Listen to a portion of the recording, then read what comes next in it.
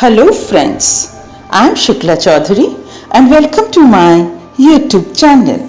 My channel is all about education, knowledge and travel. Today I will take you to that golden era of Indian history where the rulers loved their subjects and the subjects respected their rulers as God. Yes, my friends, you are right. Today we will talk about the great and one of the bravest warrior king with a romantic heart, Maharaja Prithviraj Chauhan, and of course his sweetheart and queen Sanyogita.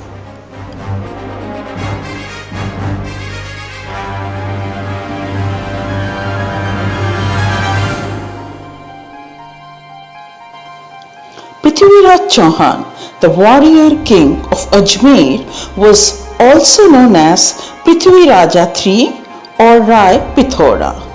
He was a king from the Chauhan dynasty who ruled the territory of Spadalaksha with his capital at Ajmer, now in Rajasthan.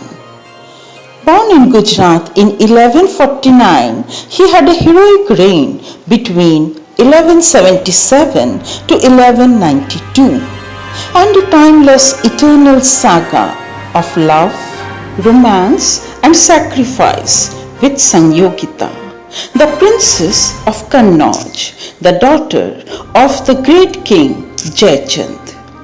Prithviraj was a valiant king and his glory surged to new heights after he defeated Muhammad Ghori, the Sultan of Ghorid Empire, now in Afghanistan.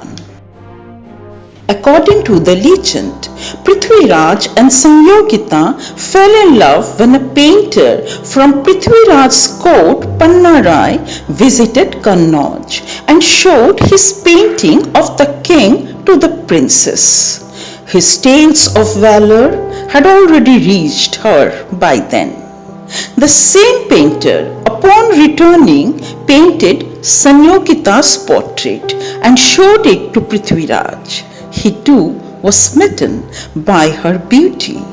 This epic love story of 12th century was immortalized by the court poet Chand Bardai in his epic poem Prithviraj Raso.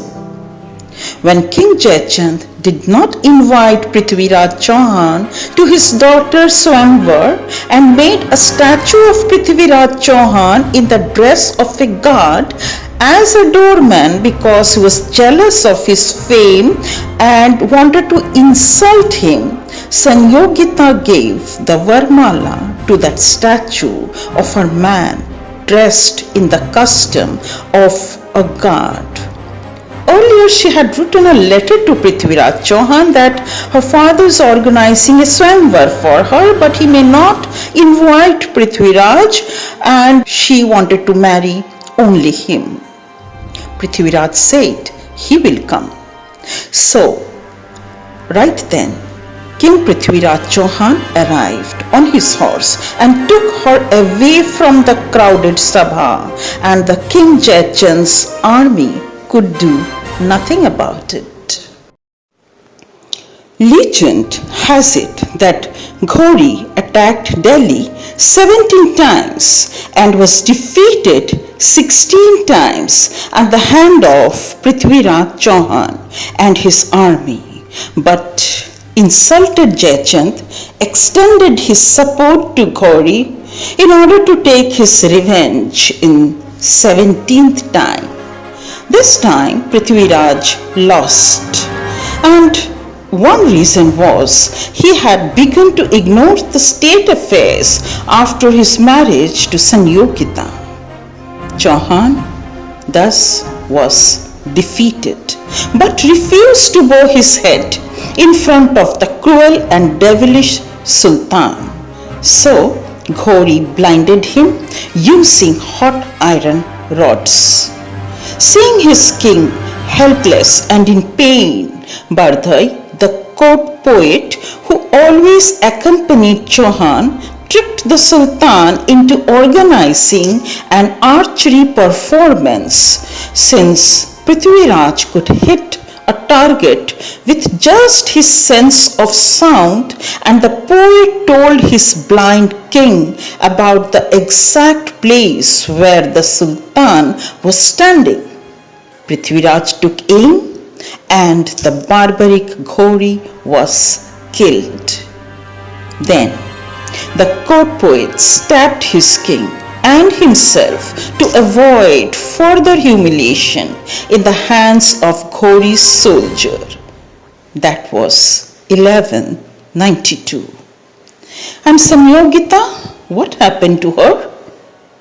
She committed Jauhar, a Hindu practice of mass self-immolation by women to avoid capture and torture by invaders in 12th century.